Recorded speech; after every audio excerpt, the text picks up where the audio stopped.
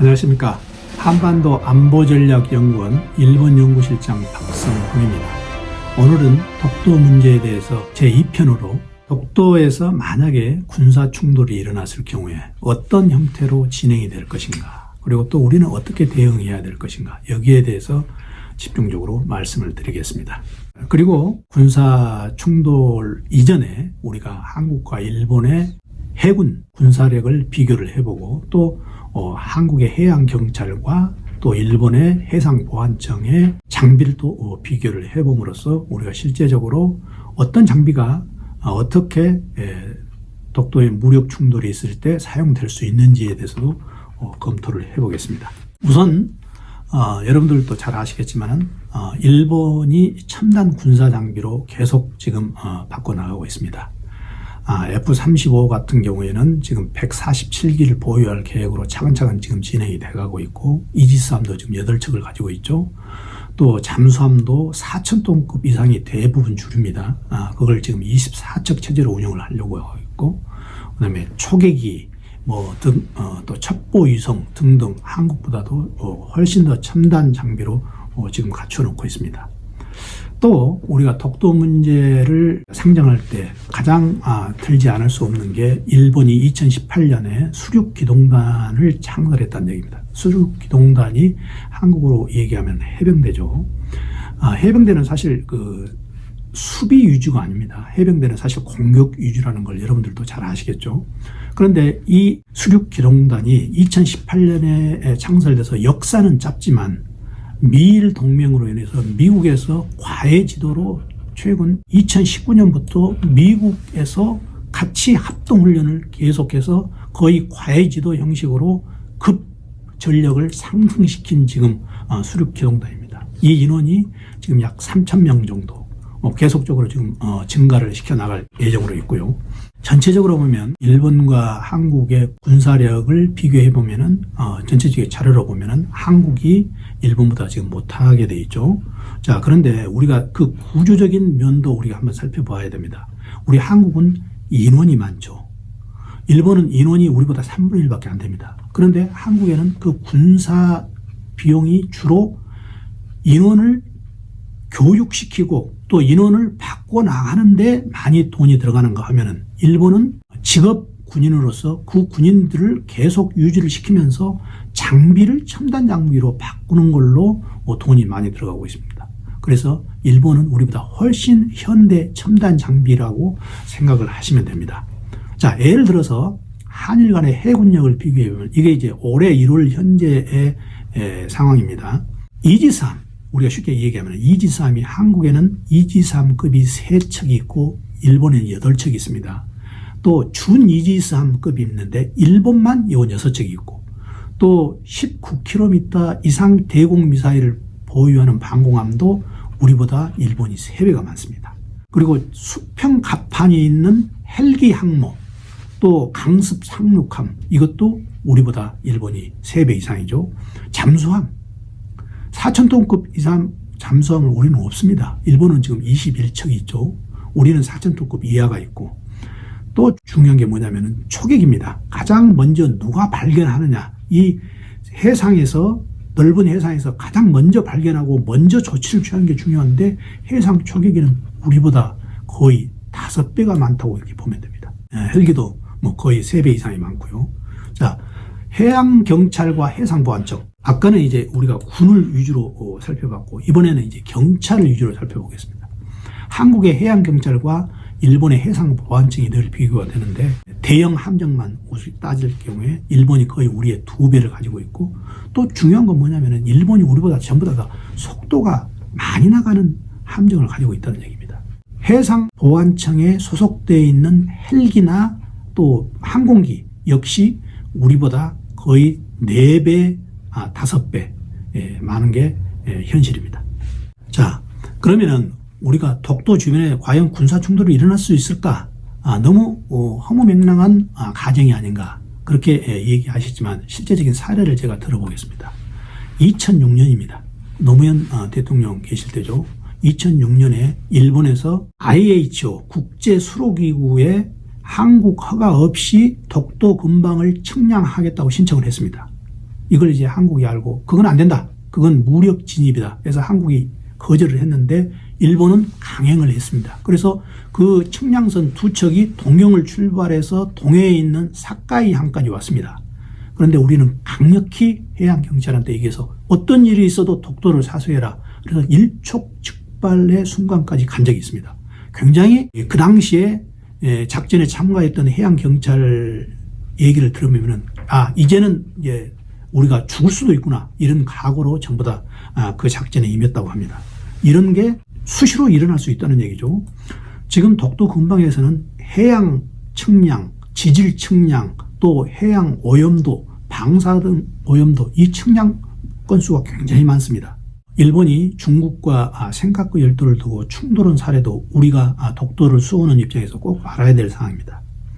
2010년에 일본이 중국 어선이 생각과 열도에 불법 침략해서 일본의 해상보안청 배들이 이렇게 무력으로 저지를 한 적이 있습니다. 그리고 중국 어선의 선장을 체포를 해서 구금을 시켰습니다. 그랬더니 중국에서 항의가 들어와서 어떤 항의가 들어왔냐면은 일본산 불매운동, 그리고 일본의 관광 안 가기, 그리고 또 하나 가장 치명적인 건 뭐냐면은 첨단 반도체에 들어가는 히토류를 수출을 금지를 시킨 조치를 했습니다. 거기서 일본이 굴복해서 선장을 석방을 시킨 거죠. 센카쿠 열도 충돌이 지금도 수시로 센카쿠 주변에서 중국과 일본의 순시선들이 눈치 싸움을 하고 있는 게 가끔 보도가 됩니다. 자, 또 가장 최근에 우리가 일촉즉발의 상황이 있었습니다. 2018년이죠. 지금부터 2년 전입니다. 독도로부터 한 100여 킬로 떨어진 곳에서 북한의 선박이 조난됐습니다. 그래서 한국의 광개토함이 가서 작업을 하고 있는데 그걸 아주 근접 거리에서 일본 초계기가 그걸 서치를 하고 있는데 거기에서 한국 광개토함에서 일본 초계기에 대해서 조준을 했느냐 안 했느냐 이게 갈등 요소가 돼서 굉장히 한때 일촉즉발까지 위험한 상황이 됐습니다. 그런데 문제는 여기서 일본이 국제사회에서 어떻게 이걸 선전을 하냐면은 자기네들이 자기네 영토 EEZ 배타적 경제 수역에 들어왔기 때문에 자기네들은 당연히 그럴 권리가 있다는 얘기인데 그 근거가 뭐냐면은 독도를 자기네 땅이라고 생각하면서 독도로부터 EEZ를 자기네들이 계산한 겁니다. 자기네들 셈법으로. 굉장히 위험한 발상이죠. 앞으로도 이와 같은 독도 주위에서 충돌 엄청나게 많이 있을 수 있다는 걸 우리가 가정을 해야 됩니다. 만약에 그런 충돌이 있었다면 우리가 어떻게 대응해야 될까? 그리고 또 어떤 진행 결과가 나올까에 대해서 제가 가상 시나리오를 한번 생각을 해봤습니다. 우선 이렇습니다. 해양경찰청과 해상보안청이 충돌을 당연히 하게 돼 있죠. 우선적으로. 자, 예를 들어서 이렇습니다.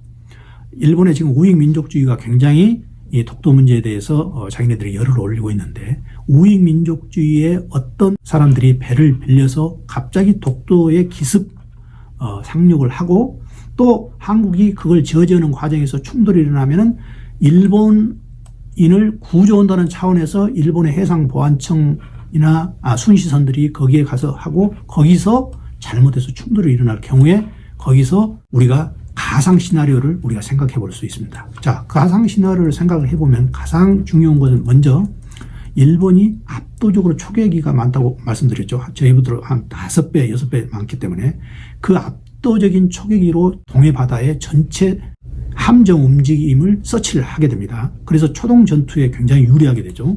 자, 그래서 우리가 일본 독도 점거 작전을 1단계부터 한 5단계까지로 가상을 해볼 때 맨 먼저는 어떤 단계냐면은 아까 말한 대로 기습 점거가 있을 수 있습니다. 자, 두 번째는 기습 점거한 다음에는 자기네들이 먼저 독도에 병력을 풀어서 한국인을 배제하는 그런 조치를 취하겠죠. 아까 말씀드린 자기네들 수륙기동단 같은 걸 전진 배치를 시킨다는 얘기죠. 그 다음에 세 번째로는 해상 자위대로 완전히 독도를 봉쇄합니다. 자, 이런 과정에서 어떤 상황이 나올 수 있냐면은 해상보안청 아니면 해양경찰청에서는 안 되니까 결국 해군이 충돌할 수 있습니다. 자, 해군이 충돌할 경우에 어떤 가상 시나리오가 가능하느냐. 한국에서는 지금 동해하고 울진에서 병력이 해군 함정이 출격을 합니다. 그런데 일본에서는 독도를 관할하는 항구가 마이즈루항입니다. 마이즈루항, 그리고 그 다음에 사카이항, 그리고 독도하고 가장 가까운 에토모항, 그리고 오키 섬에서 출항을 하게 됐습니다. 지금 우리는 유감스럽게도 울릉도의 군사 항구 체제가 지금 정비가 안 돼서 울릉도에서는 시간은 이렇게 돼 있지만 실제적으로 거기서 군사 해군 함정이 출동할 수 없습니다. 이렇게 우리가 해군 충돌에서 우선 충돌 시간 면에서 늦을 수 있다. 또 하나는 공군 충돌입니다. 공군에도 우리는 중원 비행장, 청주, 그리고 대구 비행장에서 출동을 하게 돼 있죠. 그런데 일본에서는 바로 옥기섬에 공항이 있습니다. 독도하고 바로 옆에 있는 옥기섬에 공항이 있는데 우리 항구에는 울릉도에는 공항이 없죠. 울릉도 공항이 2025년에 지금 개통이 될 예정인데 그것도 활주로 거리가 1200m에서 과연 공군기 전용 비행장도 아니고 민간인하고 같이 쓰는데 공군기가 거기서 제대로 발착을 하겠느냐, 이것도 의심스럽습니다. 그것도 2025년이에요. 그래서 우리가 가상 시나리오에서 공군이 충돌하더라도 우리가 굉장히 불리하다, 이렇게 말씀드릴 수가 있겠습니다. 그래서 만약에 어떻게 됐든 간에 우리가 늦든 저쪽이 빠르든 간에 해공군이 독도 주변에서 치열하게 국지전을 벌린다. 만약에 치열하게 국진이 벌려서 정치적으로 이걸 원만하게 수습하면 괜찮지만 만약에 국지전이 점차 심화될 경우에는 울릉도하고 옥기섬은 물론이거니와 한국의 동해 울진 진해, 그러니까 해군 함정이 주로 이제 있는 동해 울진 진해, 그리고 일본의 마이지루항, 사카이항, 에토모항, 사세보항, 그리고 구레항, 이 항구까지 확산될 가능성이 있다. 만약에 여기서 정치인들이 더욱더 양 국가의 민족주의가 더욱더 기승을 부려가지고 상황을 잘못 판단할 경우는 양국의 전면전까지 비화될 가능성도 있는 거죠. 자, 그래서 이제 가상 시나리오 그 4단계로 가면은 일본이 아까 말한 대로 초기에 자기네들이 계획적으로 치밀하게 일본의 이 전번 유튜브에서 말씀드렸지만 일본의 어떤 기습 전략으로 먼저 3단계까지 완수를 해서 독도를 완전히 해상 자위대가 봉쇄를 한다면 일본은 그때부터 장기적으로 독도 점거를 장기화할 가능성이 많다. 그리고 실효 지배 지금 하고 있는 걸로 해서 자기네들이 계속 외교전을 강화할 것이다. 특히 자기네들이 미일 동맹을 활용해서 최대한 자기네들이 독도 문제 분쟁을 국제사회에서 잠재우는 그런 외교전을 벌이지 않을까 생각을 합니다. 자, 제가 단순히 이게 이제 허무맹랑한 가상 시나리오다 이렇게 얘기할 수도 있지만 우리가 이걸 한번 살펴보면은 반드시 일본이 독도 문제 그리고 한반도에 상륙하는 문제가 단순한 어떤 페이파 작전이 아니라는 걸 알 수가 있겠습니다. 일본은 1963년에 방위청 통합망료회의에서 영관급 장교 50명이 6개월간 집중적으로 합숙훈련을 하면서 연구해 놓은 게 있습니다. 그게 뭐냐면은 미츠야 갱규라는 게 있습니다. 이건 나중에 일본 국회에서 야당 의원이 그 발표를 해가지고 저희들이 알게 됐는데 지금으로부터 60년 전에 이미 일본은 미츠야 갱규라는 걸 연구를 해서 자위도가 한반도에 상륙하는 작전을 이미 구체화시켜 놨습니다. 지금 60년 후에 훨씬 세부적이고 자기네들이 현대에 맞춰서 또 미일 동맹에 맞춰서 자기네들이 구체화시켰을 가능성이 굉장히 높다고 저는 단언할 수가 있겠습니다. 자, 그렇다면 우리가 어떻게 이 문제를 대응해야 될 건가? 가장 중요한 건 이겁니다. 우리가 한일 간에 친하게 지내지는 않더라도 한일 간의 마찰을 최소화시켜야 됩니다. 독도를 지키는 것은 가장 첩경이 한일 간의 마찰을 최소화시키는 겁니다. 그래서 일본이 우리 한국의 독도 문제에 대해서 개입할 여지를 주지 않는 거죠. 자, 두 번째, 한미동맹 문제입니다. 이 앞전 유튜브에서 말씀드렸다시피 우리가 미일동맹과 한미동맹이 있는데 지금은 거의 미일동맹이 이렇게 유의해 있습니다. 그런데 한미동맹이 어느 정도 기능을 하면 독도 문제에 대해서는 미국이 사실 과거에 샌프란시스코 조약에 그런 원죄가 있기 때문에 독도 문제에 대해서는 중립적인 위치에 취할 수 있지만 한미동맹이 그야말로 유명무실하게 될 경우는 미국은 당연히 미일동맹으로 기울게 된다는 겁니다. 그래서 우리가 한미동맹 강화가 독도 문제 사수에 굉장히 중요하다는 거죠. 두 번째, 군사 외교 활동을 우리가 활발히 해야 됩니다. 우리가 독도를 사수하고 우리 한국의 안전보장을 위한다는 차원에서 지수임에도 우리가 해석을 해야 된다는 얘기죠.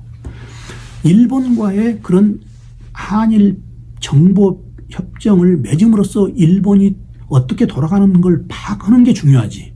우리가 그냥 파괴해가지고 일본이 어떻게 돌아가는 걸 모르는 건 이건 우리한테 이득이 오히려 안 된다는 얘기죠. 자, 그 다음에 국내적으로는 어떻게 우리가 대응을 해야 됩니까? 독도에 대한 방위력을 굉장히 강화시켜야 됩니다. 지금 아까 말씀드렸던 울릉도의 독도가 사실 울릉읍 독도리죠. 울릉도의 군사 항구를 빨리 체제를 정비를 해야 되고, 울릉도의 공항도 사실 활주로를 넓히고 또 군사 장비를 거기다 배치하는 그런 우리가 유비무환의 자세를 우리가 갖추지 않으면 안 된다. 또 하나는 이 해양법 국제 전문가를 많이 양성을 해야 됩니다. 그래서 어떻게든지 우리가 앞으로 지금부터라도 우리가 해양 대국은 아니지만 일본에 맞설 수 있는 해양 관련 국제법 관련 지식을 우리가 쌓아야 된다는 겁니다. 제가 두 번에 걸쳐서 독도 문제에 대해서 그리고 현실적으로 가상 시나리오를 들어서 독도에서 군사적 충돌이 있을 경우를 가상을 해보았습니다. 여러분들의 독도 수호 의지에 조금이라도 도움이 됐으면 고맙겠습니다. 시청해 주셔서 감사합니다.